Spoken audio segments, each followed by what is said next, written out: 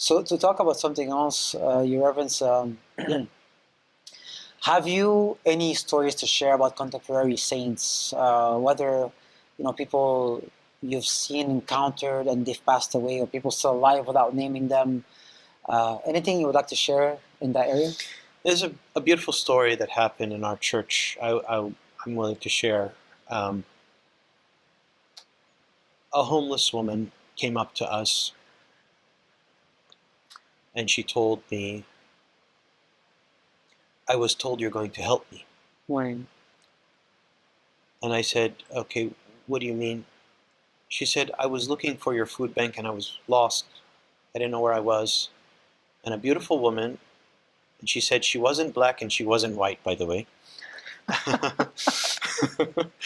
And she was wearing a golden veil. And she said, "Oh, are you looking for the food bank?" And I didn't know how she knew that. She said, I said, "Yes." She said, "Oh, I work there. Take this road all the way down and you'll see them. And tell them I sent you and that they're going to help you." I said, "Okay." And I said, "How can we help you?" She said, "Well, I'm suicidal.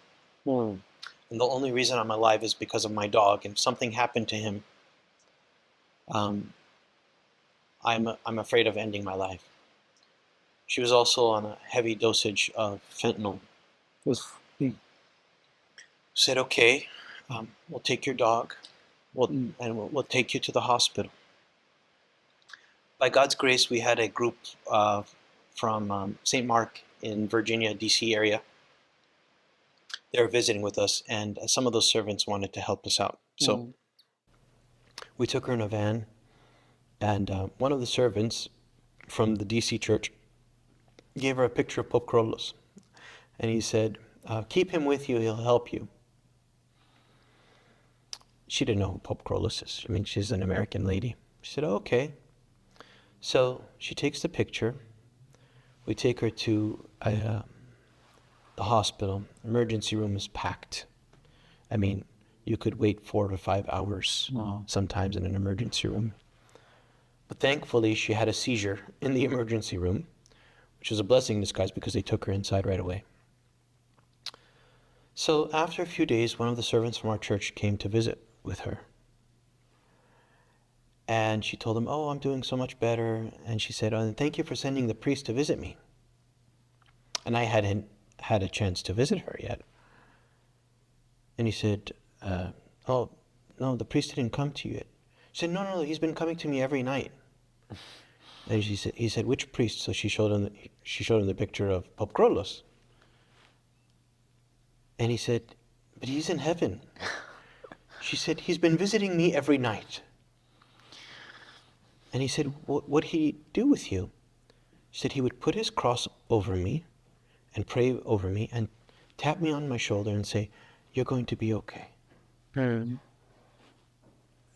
And he said, "Well, describe what he looked like." She said, "He's so pure." She kept saying, "He's so pure, he's so pure." So it was probably, he was glistening.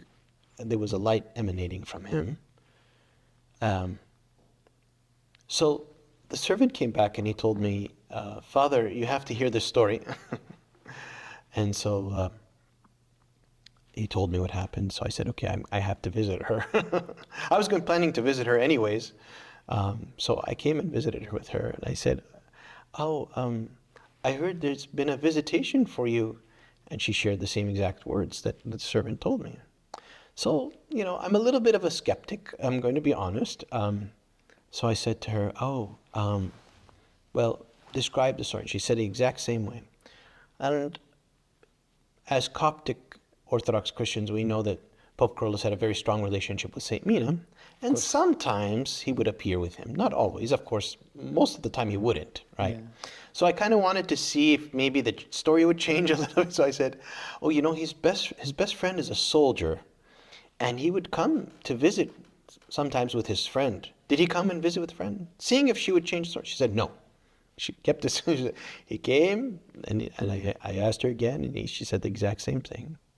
I said, "Very interesting."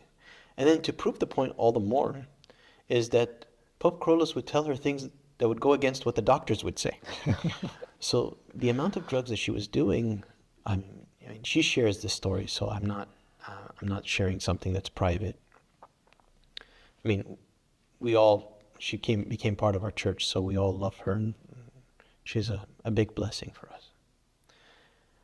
Um, so she said that the doctors told her the amount of drugs you're on, you're going to go through 2 weeks of extreme withdrawals. Mm-hmm. And Pope Kyrillos would come that night and told her, it's going to be 2 days and it's not going to be that bad. And truly it would be only 2 days, it wouldn't be that bad. Oh. And within a few months, she became so much better. She's never gone back. It's amazing. Life has changed. She's got baptized into the church. She's just a beautiful, beautiful soul. And after about a month, he stopped appearing to her, and we asked her, why do you think he stopped? And she said, I think he wants me to focus on Jesus now, just on Jesus now. That melted my heart, because that's what it's all about. When God sends angels or saints, it's all pointing to him. They're messengers, right? And so these are modern day stories, modern day saints that are with us, amongst us these days. And Pope Kyrillos and many of the saints that are part of the Coptic Orthodox tradition are working. Yeah.